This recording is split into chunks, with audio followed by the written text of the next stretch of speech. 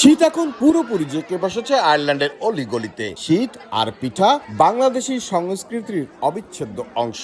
তাই প্রবাসে এসেও দেশীয় সেই সংস্কৃতির ধারাকে আগলে রাখতেই আয়ারল্যান্ডে আয়োজন করা হলো পৌষ পিঠা উৎসবের। ভাপাসহ এ আয়োজনে ছিল বিভিন্ন স্বাদের পিঠা।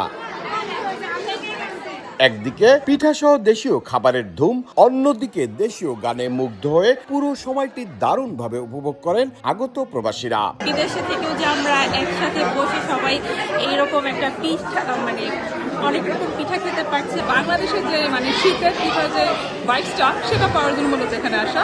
আলহামদুলিল্লাহ সেটা আমরা পেয়েছি। বিদেশের মাটিতে আসলে দেশীয় পিঠাগুলো খুব মিস করা হয়। এখানে সবার সাথে দেখা হচ্ছে এবং বিভিন্ন রকমের পিঠা সত্যিই খুব ভালো লাগছে। হলটা কানায় কানায় পড়ে গেছে। আপনারা সবাই আসছেন, অসম্ভব খুশি হয়েছি আমরা। আর ইনশাআল্লাহ নেক্সটে আমরা আরো বড় পরিসরে করার চিন্তা ভাবনা করছি। প্রতি বছর দেশীয় বিভিন্ন ধারার অনুষ্ঠান করায় নারীদের সংগঠন কন্যা জায়া জননীর প্রশংসা করেন সদ্য নির্বাচিত অল বাংলাদেশি অ্যাসোসিয়েশন অফ আয়ারল্যান্ডের নতুন এই সভাপতি।